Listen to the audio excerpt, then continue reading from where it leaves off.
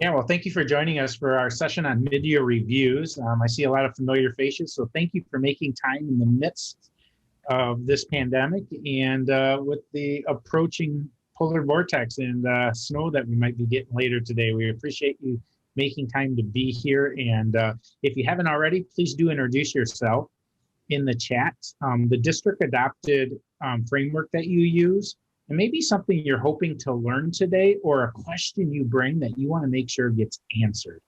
And although we have a pretty structured format for today, it is definitely adaptable to address your questions and needs. And I'm Steve Seward, and Colin and I are colleagues in this, and we're just going to play off of each other and play off of you as we go through this. So you let us know what you need, and we'll keep us moving through so that we are starting on time and we conclude on time. Again, for people who are coming in the room, there is a link in the chat there for the content that we'll be exploring today, both the slides and conversation protocol. And you know that you have access to both Colin and I after this for anything you might need or appreciate. Here's just a quote to get us started. Is as simply as, when you're convinced around the process of change, other people will be convinced. Until then, the status quo remains. And one of the things we've been exploring with folks as of recently is this is a great time to rewrite your identity as a leader. So if you are a compliance manager or people who are continuously coming back to you for answers and responses, we can change our identity during this time and reformulate ourselves into that instructional leader we always wanted to be. Or if we were an instructional leader, how do we enhance those capabilities? Colin, you want to jump in with any thoughts? I just think it's really important as leaders for us to recognize that you can't mandate or compel learning. Engagement's a choice that each of our learners, whether children or adults, make to opt in and take ownership for their learning. So it's really more about your disposition as a leader than it is your position. And so although supervision evaluation in a high stakes environment has turned this into oftentimes a us versus them or a top to bottom list and chasing scores, just like kids with points, this is, you as a leader have the opportunity to actually change the identity and how we value and appreciate one another around this so that our behaviors follow. And so as we go through today, what I want to challenge you to think about is, how does your approach to conversations with teachers about their practice shift the ownership for the learning from you as the supervisor to them as the instructor, just like your instructional frameworks expect your teachers to shift the ownership for learning in the classroom from the adults to the students. So we're modeling, in essence, what our teachers are doing in the classroom to what we're doing with teachers in a collaborative fashion. Our agenda looks as simple as this. We're just going to start off with a shift in mindset. So most of us probably have this mindset already because you volunteered to be here and you're excited about this mid-year conversation. So this might be new to you. It might be just a refresher, like I'm on my way. We're going to talk about the statute and the processes. So what does the law actually say we must abide by? But what are the ways that we can play with the observation and evaluation mid-year conversation to get people to goal? And Colin's going to really zero in on some of those pieces with us. Then we're simply going to do what we always do, commit to action and say, what's next? Knowing that Colin and I are here after this to answer any questions as well as respond to anything you might need or appreciate as we go through. One of the things to think about in our leadership is one of the things we're always wanting to do is inspire trust. I don't know about you, but sometimes I think people just naturally trust me because I'm naive about it. And what I realize real fast is some people just don't. Sometimes my affective behaviors are actually getting in the way of my goal. So how are we inspiring that trust, getting people to believe in observation evaluation is not a gotcha tool, but it's a tool in which we can engage with one another around teaching practices and leading practices to get our student achievement to go up. So think about how you are inspiring trust through this mid-year conference, or sometimes after a reflective conversation, how you may have overstepped and how you need to reset the table. Also thinking about this, it's clarifying the purpose. What's your vision for teaching and learning in your building? What are your values? What are the values of your school, of your building, and the teachers that you work beside? And then what are the various roles? Some people, when it comes to observation and evaluation, they look at us as the administrator, which means we're the boss, and they start doing things out of compliance versus what they know is best practice for students. So how do we shift during this mid-year conference that table to say, hey, let's work together through this and figure out where we want to go together for students? The other one is it's an investment. So knowing that you're going to have a mid-year conference with teachers, you've probably been in their classrooms, their Zoom, face-to-face, whatever it might be, multiple times, giving them formative feedback along the way. If we've only been in their classroom one time for 15 minutes or 60 minutes, we probably don't have enough information right now to really have an effective mid-year conversation. So think about what that looks like. That's why we do not want to evaluate teachers, meaning giving them a score at this mid-year conversation. So think about what that looks like. How are you empowering their talents, what's working with them, and what their next areas of improvement might be. Finally, keep this in mind. Who are your influencers in your building? Who are those people that might be stirring the pot behind the scenes that you want to get on your side right now? They might be the first ones you have your conversation with so they can see how well it goes so that they put that message out into your building for you. You also know who those people who are overtly are, who just share things openly, and who the covert powers are. So as you think about this, who do you start these conversations with? Do you do it whole group, small group, one-on-one? We are required to do it with anybody who's non-tenured. But who are the other staff members that also need that mid-year conversation? What will that look like, sound like, and feel like? And we're going to talk about that today. Colin, what are you connecting with in relationship to this? It's important for you to go into this work with a plan. And so as we're thinking about this, Steve talked about who your influences are. Who are the people to start with? Particularly if this approach is going to be different than what you've done before, where it was just checking the box, but really trying to get teachers to take the ownership. Who might you start with and how might you approach it? The second thing we have to take into consideration is how much time you have available to you. So you may be just treading water now and trying to keep your head from drowning, right? Like trying to just take in breath without taking in water. And so you might need to somehow do this in a collective way during some teachers' planning or during a staff meeting type of approach to set the stage and then meet with individuals afterwards. Others, it may be your culture is used to teachers just going in and filling out some forms. How do you maybe add a conversation afterwards after that part's there? So be thinking about as we go through this next piece, how you might lay this out logically and contextually based on your current conditions and capacities. So as we think about these individuals that live in our environment, and before we jump into protocols and what the conversation might sound like, we need to be aware of this. We've got these people on our team. They're the believers. They're usually our go-to people. Anything we ask of them, they do. They're usually our school improvement chairs. They're our coaches.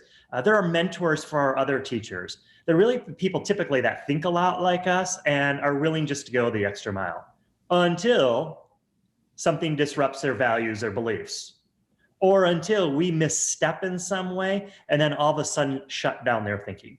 So think about those believers on your team and who those people are and how you might access them to start interacting with these people. These are your tweeners. These are the people that are new to your system.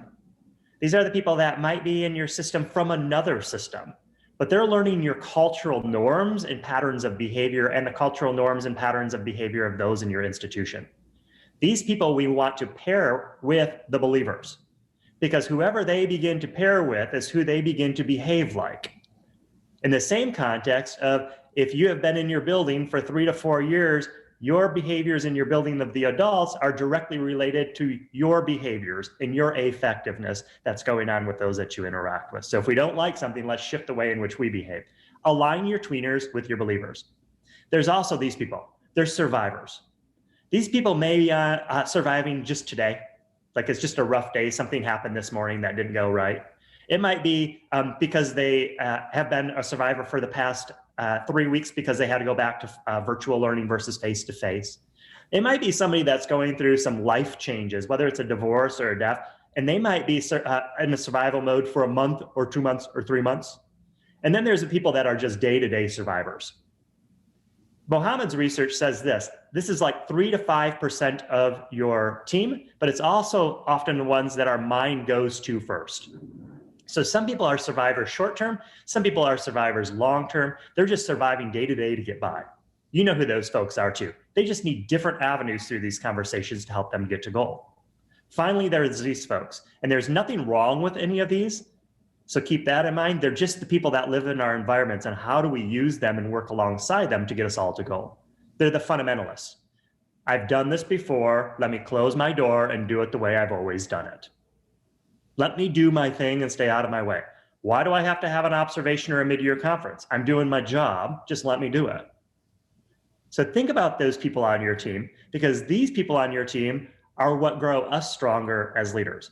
Like, I think about the people that drove me nuts were the detail people that always asked like 5 to 15 questions after everything that I put out. They were typically the fundamentalists. But what it did for me is grow me to say I needed to change my behaviors to better support the team. Colin, what are you noticing about these four? All of us fall into these 4 categories based on the topic or circumstances. There are times when I become a fundamentalist because I'm just overwhelmed with everything on my plate. And there's times that the fundamentalists, when I just want to go, are irritating, as Steve said, because I'm trying to get there. There's time I'm a believer, and in being a believer, I sometimes can leave people in my dust. Other times I'm like, I see the value, but I'm not sure how to move forward, so I need some support with that. And that's when I fall into that tweener. And there's times it's just the end of the day, or sometimes I wake up in the morning and I'm just tired. And I get into that survival mode. So as Steve said, there's no one that's better or worse than the other. We just tend to fall into these 4 categories as players based on the circumstances. So as you're thinking about this, not just from the lens of supervision and evaluation, but think of it just in teaching and learning in general, like for face-to-face versus blended versus virtual. And so as you're playing these things out, as you're strategically thinking, think about who those people are and who do you need to be in each position when you're developing your teams or you're approaching your staff. I see some of my good friends here. I know Dale's a believer on many things that are career and college awareness. So I reached out to him around a virtual fair and some projects that we were doing that way. And he brought along some people who could be there, but I also know he can help to pose questions as a fundamentalist that will help me to push forward how to actually scale something and distribute it. And so knowing who your people are and utilizing them is a powerful skill of a leader. And as leaders, how do we influence and leverage our people to get to outcome that Steve said? Because at the end of the day, we can have these inputs, but at the end, it's about the outcome. So it doesn't matter how hard we tried or what our true intentions are in many cases. Did we have the outcome? Did we impact learning as our service that way? So as you think about these 4 team players, will you do this for yourself? Create this grid. The reason for creating this grid is we're going to put your staff members' names or their initials in these boxes. This is confidential for you. It's going to come back before we conclude today and talk about different strategies to use with each of these individuals when we have the mid-year conversation. So you've got your high will, high skill. What we're really doing with them is providing them feedback to guide their thinking. You've got your high will, high skill, low will, low skill, and low will, high skill. Let's think about this. We've got our high will, low skill people. They're usually the ones that show up on time. They usually stay, they come early, they leave late. I'm telling you what, right now, I have high will in this virtual environment, but sometimes I have low skill. So previously I was high will, high skill in some of these areas. Right now, I'm high will, low skill because of the new technology that's been placed in front of me. The other one is high will, high skill. These are the people that you give an idea and they can just run with. These are the people we want to maintain in our environments as well because they're the believers. Our goal is to get all of our staff into that high will, high skill based on the feedback we give them and the different approaches we use to get them to goal. The low will, low skill are just those people, typically the last ones to show up in the morning and the first ones to leave the building. They're often the people that will make exterior blame of why things aren't working. You ask them to do something and they'll create an excuse. Their skill in what you're asking them to do and their will is both low. Finally, that low will, high skill, these are typically the people that will blame things on parents or the curriculum, or your staff meetings aren't being run effectively, or they don't have the tools. They know how to do many of these things, but their will is low. Now you're going to notice because of the pandemic, some people shifted between these. That's okay. When you put out a new initiative for folks, they'll shift between these, especially if it doesn't align with their values and beliefs. So take about 3 or 4 minutes and just jot down the initials of your staff members in these boxes, knowing that your ultimate goal is to get everybody to the high will, high skill. Take about 3 minutes.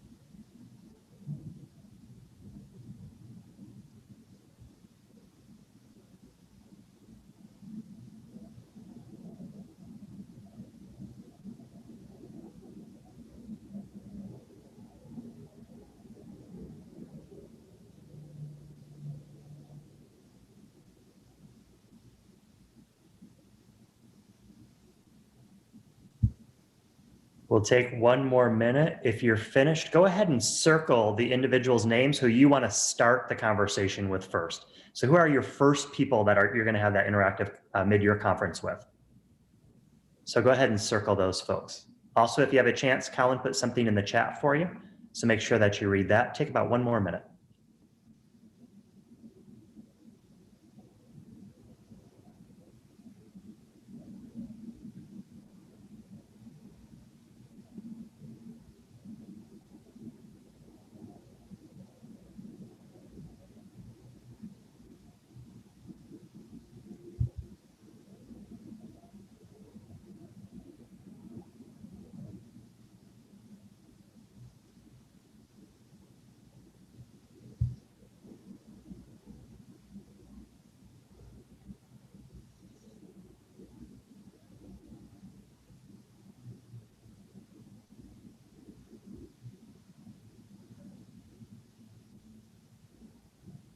And as we come back together, if you have not finished that, no worries. Now you have a little extra homework on your plate for today.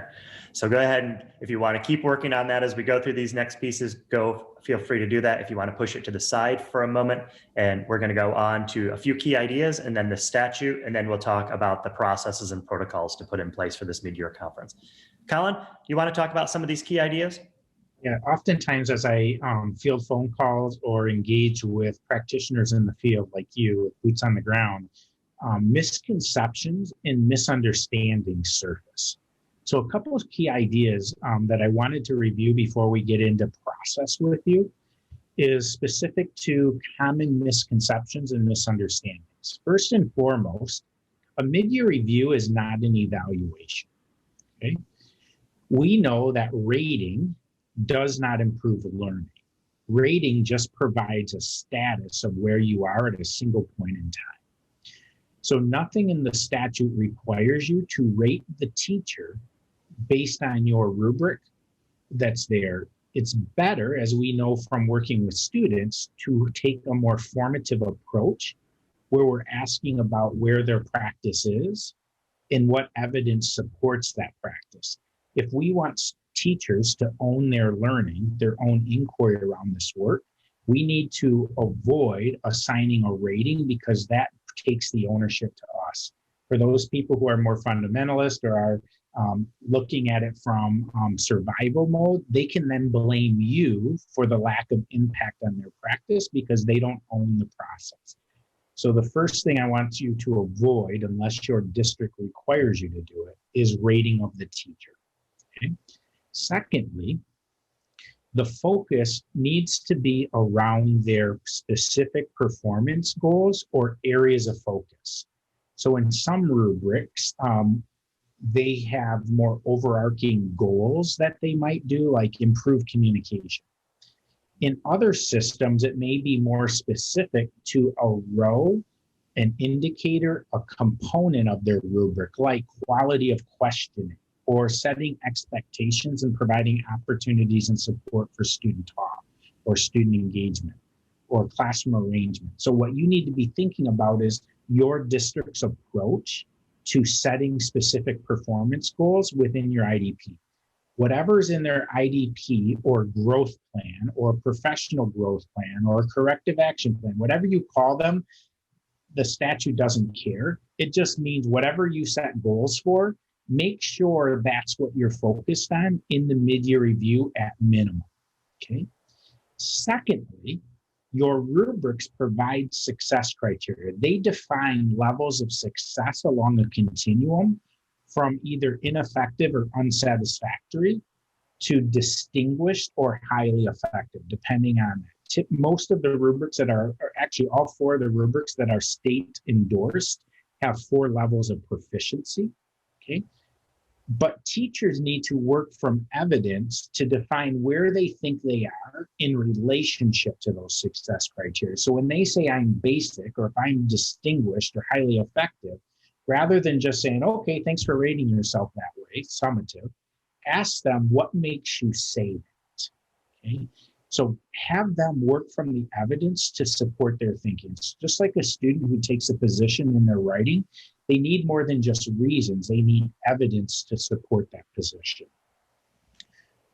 Fourth, it's an opportunity for you with the teacher to determine whether or not what they're focused on at this moment is what they need.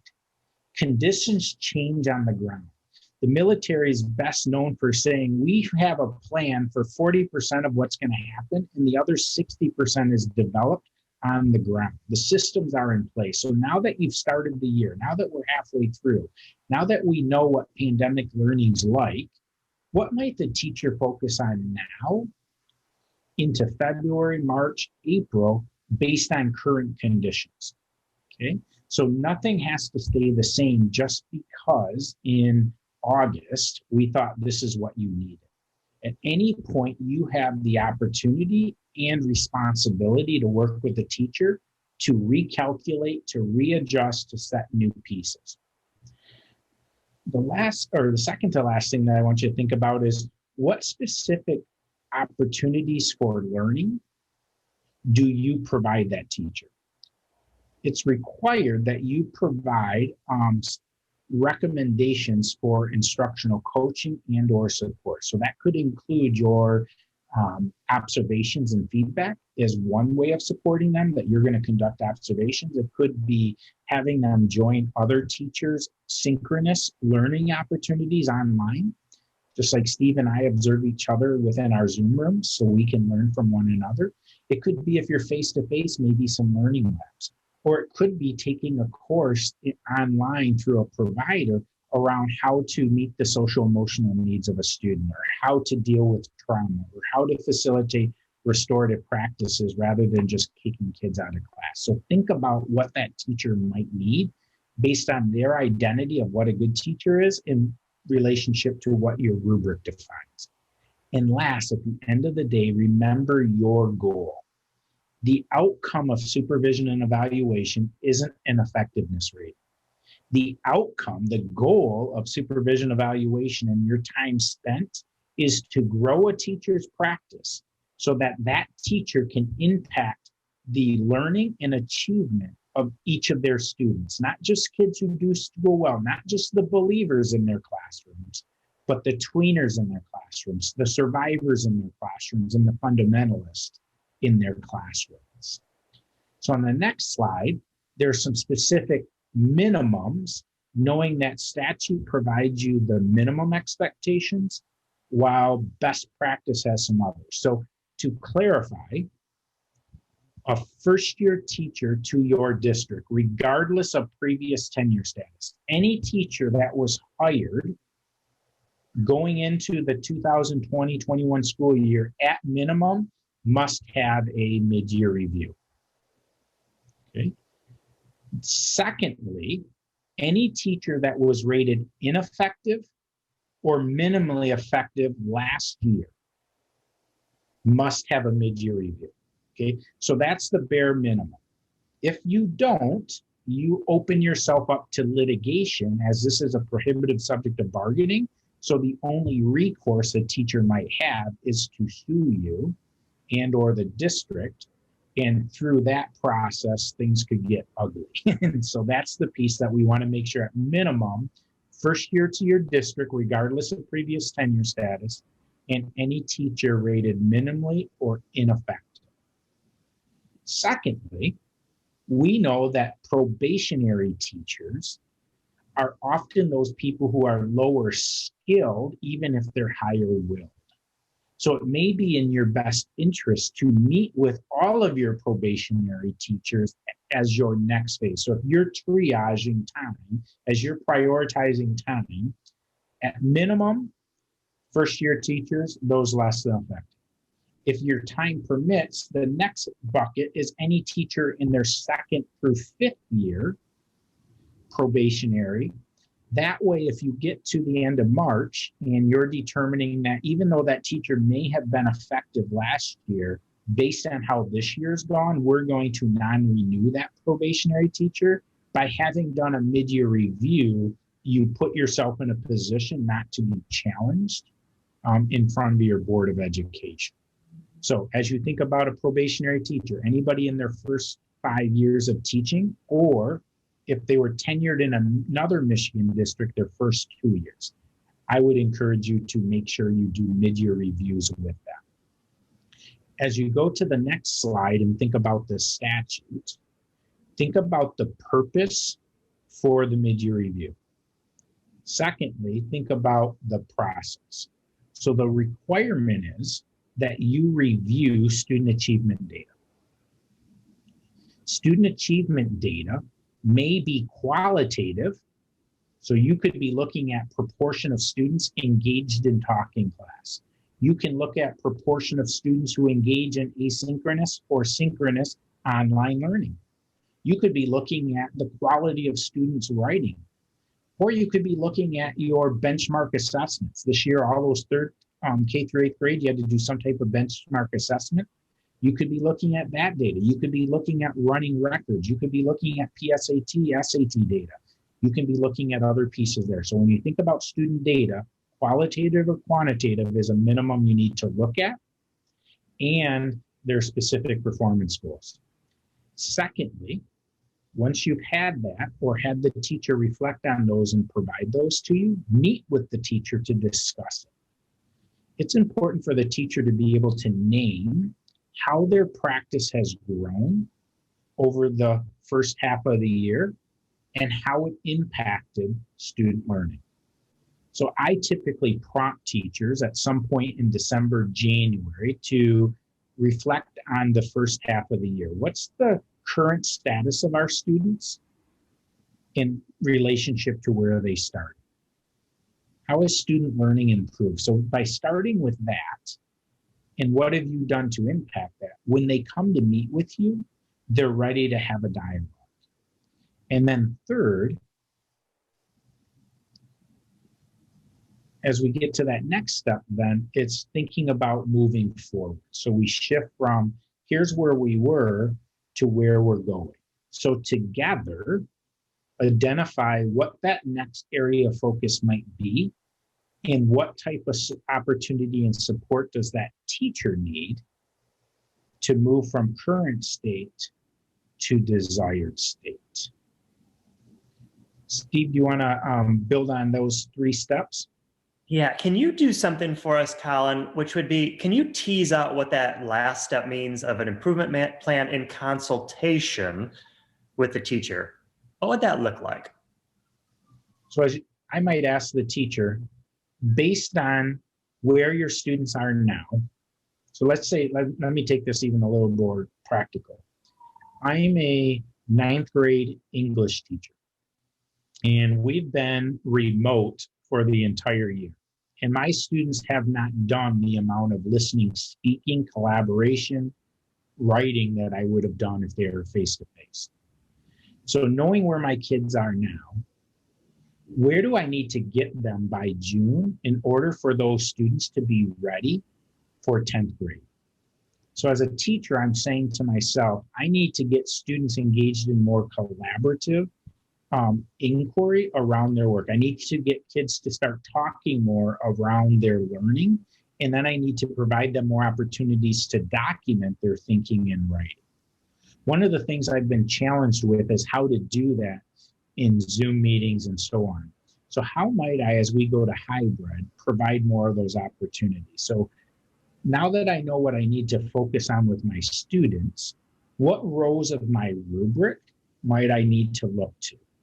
So in Danielson, under the classroom environment and culture, there's some pieces around student interactions that I might pick as an area to focus on. Within the instruction domain, there's a few pieces around how to structure that with the strategies we pick. If you're more 5D plus, you might be looking at the classroom environment and culture and around routines for learning. And you might be looking at student engagement around expectations, opportunity, support for participation and meaning. So what rows of your rubric then might you focus on?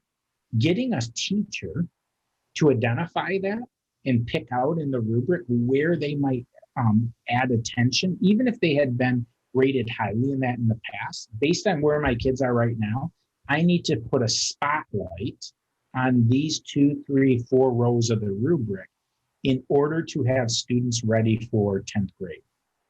So once we've identified what those rows of the rubric might be, then the next question is, as an administrator with my teachers, what might you need or appreciate from me in order to move from where you are now to where you need to be? What might you do to improve your craft? Or what opportunities might you engage to grow your practice in order to meet those needs? So even thinking of the protocol we're going to talk about later, I'm wondering, something to throw out before we ask people questions is, what does that communication look like to teachers surrounding the mid-year conversation? So what are you going to ask them to be prepared with before? What are you going to have prepared? And then what's your mindset as you enter that conversation with the teacher? And how do we communicate that in an effective way so the mid-year conference doesn't become an evaluation? It becomes a true partnership to grow practice, either in the areas that they chose previously within the rubric to zero in on, and or what they might go into knowing that they've had a half a year with these students that were in front of them. So take those sticky notes or those grid that you just did with skill and will. And as you think about that teacher's practice, what are some strengths of that teacher? And you might note that next to their name. What's something that if this teacher focused on this, fine-tuned this, refined this, rethought this, would make a difference? What are the things that you're hearing from kids or parents that you wish that teacher would address? If you just note that, where is that located in your rubric?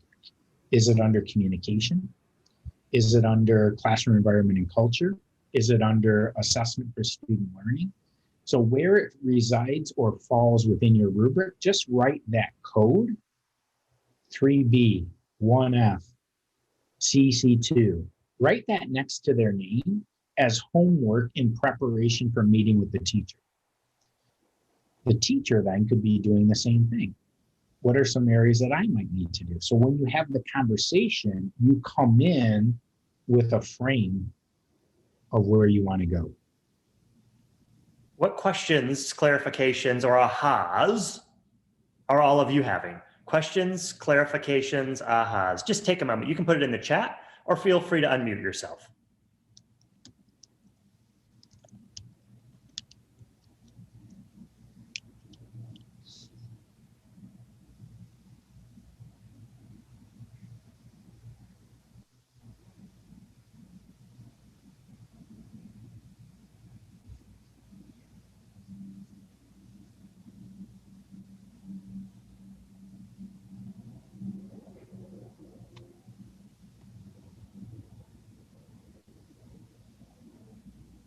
This is that awkward silence in a virtual landscape.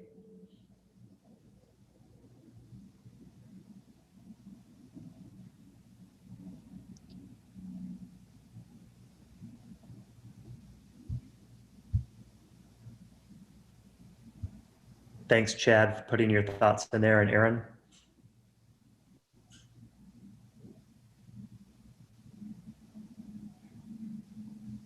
So what's been named in the chat as well is a strengths-based focus, which we all know. The pipeline of teachers is not that deep. So how do we maintain and grow the people that are in front of us and build the culture that we currently want around teaching and learning?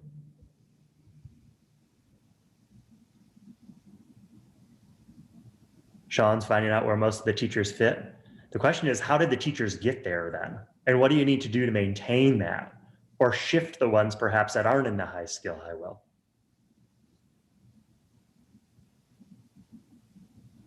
So as we jump forward, here's some things about the process. So we talked about what do you want to think about? So get the date out there for his administrator, get the date out there to staff, 20 to 30 minutes. You might even ask the staff member to set the timer for you during that meeting. So you don't have to set the timer, which means at the end of that meeting, it just concludes. If you have to have another one, have another one. Otherwise, some of these could last you 2 to 3 hours and we don't have time for that. So set the timer for 20 to 30 minutes, get it on your calendar because we know what gets put on the calendar gets done. Just like a teacher gets a sub some days to plan, you might need a sub in your office, somebody from central office to come in and support you while you do these important conversations or have these important conversations with your staff. Rely on each other or use your AP in different ways if you've got one. So use somebody in your building or a teacher that wants to be an administrator. Let them take over your office and handle things while you go and have these conversations. Think flexibly around it. The other one is read the growth plan evidence that you agreed to at the beginning of the year. And then talk about that teacher's areas of focus. Where are you now? Where do you hope to be? Do you want to change anything? You know the areas that you might want them to zero in upon. They come in with theirs. You plan the conversation. You jot down a few ideas, just like Colin had mentioned to do in that quadrant. And then choose your mindset that you're going to go into the conversation with. Are you going to go in as a boss? Are you going to go in as a thought partner? What's it look like, sound like, and feel like? Even down to, are you going to have them in your office or are you going to go to their classroom? If you're doing it over Zoom, how do you approach it with your nonverbals to make it inviting? Or if you have to command something, what does that look like? And then finally, after you and they have come to a collaborative agreement over the areas of focus that they'll zero in upon and what that will look like from the student to the teacher to the environment, make sure you document that so that you have a record and they have a record so that you can hold each other responsible to your agreements. Colin, what would you add to that or further tease apart? Like anything in life, if you don't give the time to prep, you're going to, or how do I say it different? When I was a child, my dad used to tell me when he sent me to do a chore, you can either take time now to do it right or make time later to do it. Either way, it's going to take time. So what time you make is going to make or break your future. The most influential, the most impactful people in your school are the teacher. They're the number one factor, as John Hattie showed around collective efficacy, and it showed, followed secondly by the building administrator. You need to take the time amongst all you're doing to prioritize your people. And so if you can take the time like this to do it, it's going to save you time to deal with all the emergent services that come up. And so don't underestimate the value of just locking yourself in your office or working from home or whatever the conditions might be, and just mapping out your plan so that you can execute the plan. Secondly, particularly for those people who are in the survival mode right now, the more prepared you are for the meeting, the more clear, purposeful, and concise your meeting can be. These don't need to be outright counseling sessions and or instructional sessions or therapy. This is truly around, where's my practice at now? What impact is it having on student learning? What might I need to focus on next? And how am I going to get there? Like being very clear, 15, 20, 30 minutes max, as said in step one, is what this is about. Action focused on outcomes. So here are some things to think about. And maybe Colin and I will role play one of these. But it's simple as, here's some strategies. Now, these are not like set in stone, so adapt them, but there's structures for you to think about your high will, low skill, high will, high skill folks, and that. So open up your growth plan, ask for their thinking, conflict or agree, name that supporting evidence, and have them share what they're going to do. Document it. Your high will, high skill. You may even do this. I think back to working with the middle school team. We had one of the departments that was just stellar. Like they just collaborated with each other beyond any means we could ever imagine. They came in as a whole group and we did mid-year conferences where they all just said, what are they working on? What are their next steps? Because we didn't have the time to do individual with everybody. That group was ready for it. So think about even, do you have group coaching conversations, or as Colin had mentioned, is it part of your staff meeting and then you pull other people in as needed? The low skill is just a little bit different, where we really want to be intentional around here's where you say you are, here's your next steps, and creating a growth plan for them. Some people might need to go on a growth plan mid-year. That's all right. It might be in a very specific area. It might be in multiple areas. But don't shy away from it, because you don't want to let another administrator who comes in 2 years after you to have to do cleanup. And then finally, there's some strategies for the low skill, low will. We've got a protocol built for you for the mid-year conference, which can be adapted, but it might sound something as simple as this. Colin, will you play with me? So let's just pretend I'm the administrator and Colin and I are on a Zoom conference, because this is the way that we operate nowadays. And I just might say, hey, Colin, thanks for being here and your dedication to students. This conversation, as you know, is much for me to learn in ways to support you as it is for you to learn. Do you want to set a timer for 20 to 30 minutes, or do you want me to? I'd rather if we could focus on Thursday, that'd be best for me, just because with everything going on right now, I got to get caught up, and then Friday I really need to get ready for next week. So Thursday would work better for you to meet than today? Yeah, that'd be great. Perfect. What time is going to work best for you? Give me 2 or 3 times so that we can collaborate around this and make sure that it works for both of us. I tend to do better in the morning, and so earlier the better. So depending on when you're available, but if it needs to be getting your day started, like 10 o'clock would work. Beautiful. Let's make that happen. Thanks for letting me know exactly what works for you, because what works for you will make this conversation more productive. We enter the conversation and I simply say to Colin, so 3 of the areas or 4 of the areas you said you wanted to zero in on this year were blank, blank, and blank. How do you think it's going in comparison to how you thought it might go? I thought I was really prepared for the online environment, particularly the synchronous lessons. What I was not prepared for was the number of students who weren't able to access both the monitor and what we were doing in the meetings, as well as the documents. And so I underestimated how much I had to simplify things in order for students to be able to navigate between what I was displaying on the screen and the Google Docs that I was asking them to form.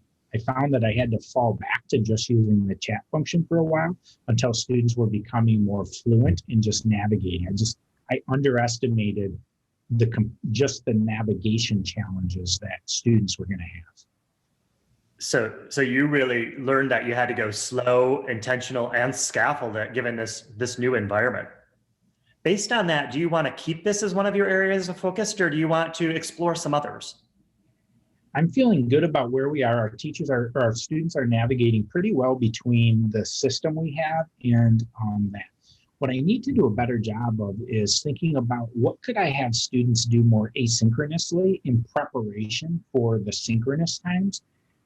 I've had several students tell me that it's not convenient always to join when the class time is because they're sharing devices with their families, and because you want us to have our cameras on when multiple, particularly when my mom and dad are working from home, we're all just sucking the bandwidth. It's like being in Grand Rapids during rush hour. And so just the bandwidth and we're buffering. So if we could, students have said if we could have a little bit more asynchronous time that we could engage in, that would be helpful. So I'm thinking about how I might organize some lessons, and going back to the day of flipped learning that I never really bought into, but now I'm starting to see some value for it.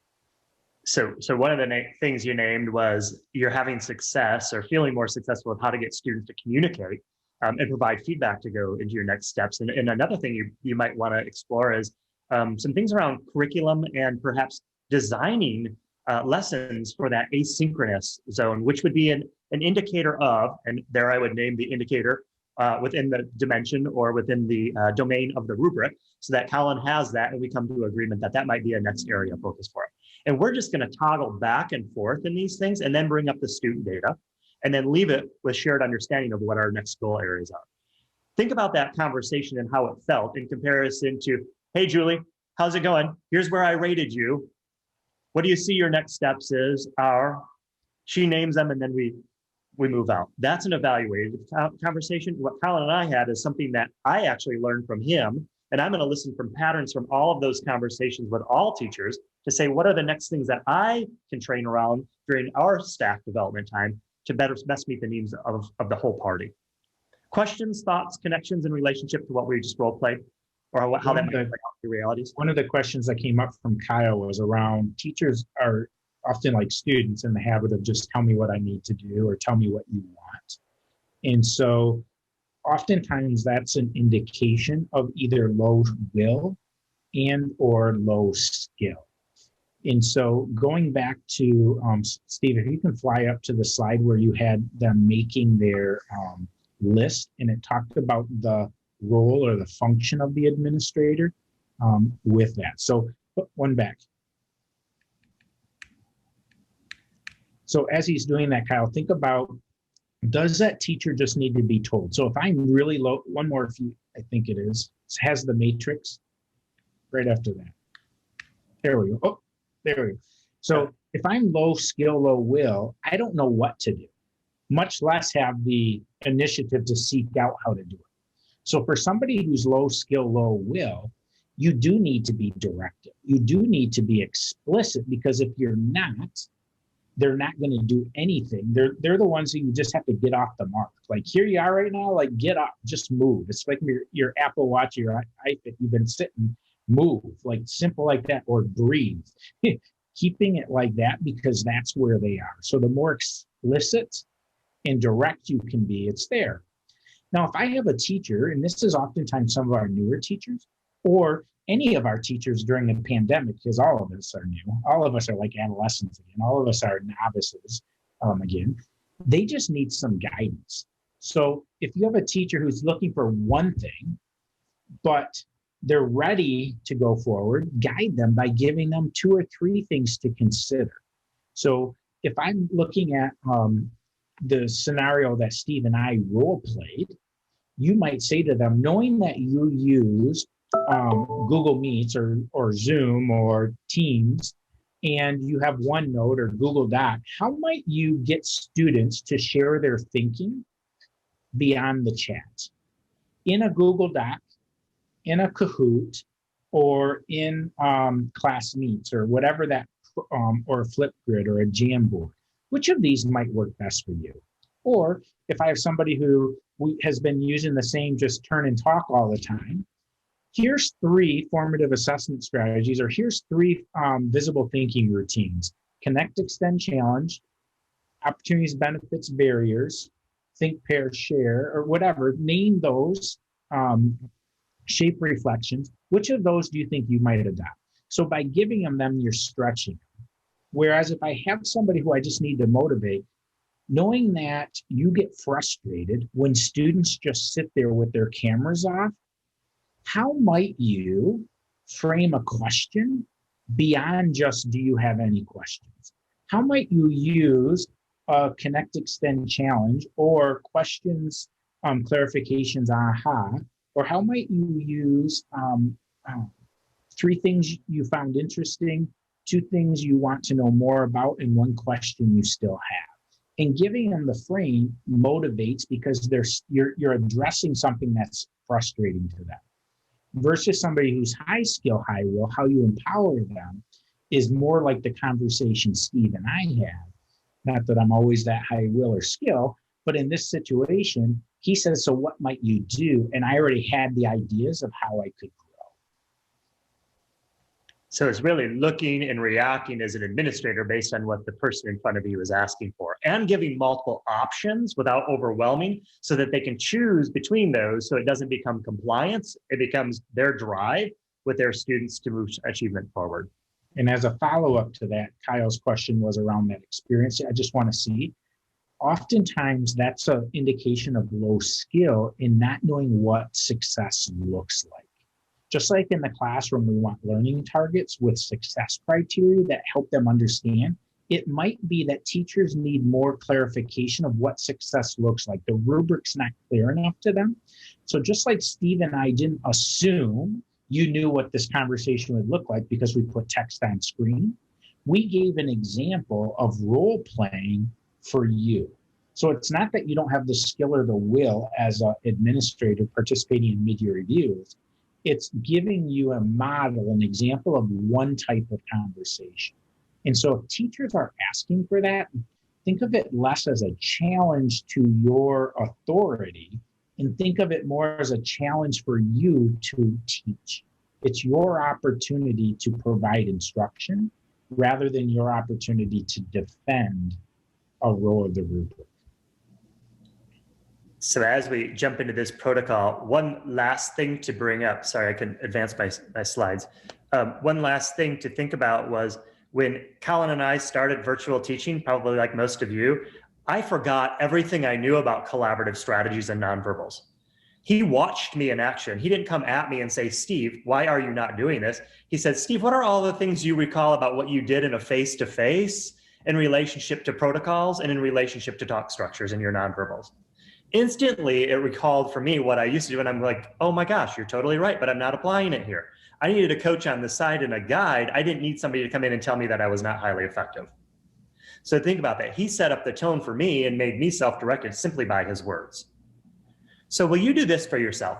In the chat box, you're going to see the document that says slides and conversation protocol.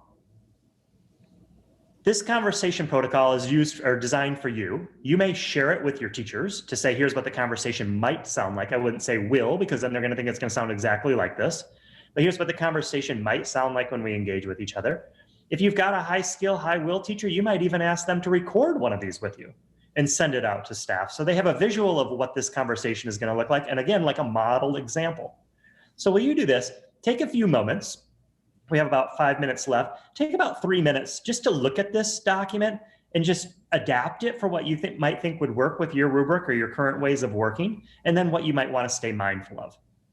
So what would you adapt? What would you want to stay mindful of? Go ahead and take about 3 minutes to read through that.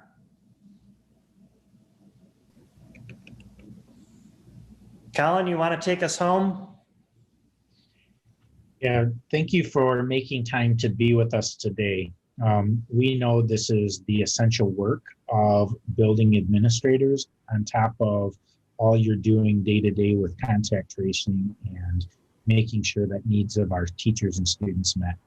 We know first and foremost, having a safe school allows learning to happen. And because of you, schools are some of the safest places within our state, as indicated by MDHHS and our move towards reopening of school. In order for schools to deliver on the desired outcomes and the promise of education, it takes us working with teachers. So if you haven't started doing observations already, please take the opportunity to do that, regardless of your situation. Then meet with them. Mid-year reviews don't have to be January or early February. Just make sure it's not April and May. Mid-year reviews have to have enough time afterwards for that teacher to grow their practice. So my encouragement is, if you haven't done an observation of a first-year teacher or one less than effective, do so by the end of next week at the end, and then meet with them after that observation as your mid-year review, even if you haven't had multiple other observations. You can't change what happened during the first 4 months of school, so now how do you adapt in the moment now? That way, teachers have the opportunity to think about where they need to go between now and then, because decisions are going to be made about layoff and recall or non-renewal by the end of March. So if you don't get in at least one observation now with a mid-year review, you're going to put yourself in a pickle with your central office and legal team. And so make sure that you're taking the time now to do that. With that compliance out of the way, then it's all about your disposition and your leadership. What you do matters. And so as you go forth, thank you on behalf of the students and teachers in your district for making time to be with us today and to be able to take and transfer this going forward. As Steve reminds us, you don't need to be bad to get better. And so as we go forward, our best people, whether you're a professional athlete, a professional educator, or a professional musician, they have coaches, they have mentors, they have colleagues. Thanks for being that for Steve and I. We hope that we're able to continue to be that for you as well. We are going to have another webinar in another week that's more about progress monitoring, targeting 5D plus districts. So if you're responsible for the overview or the supervision of administrators, and you want to be able to progress monitor where people are, feel free to join us, and that's listed on our website as well.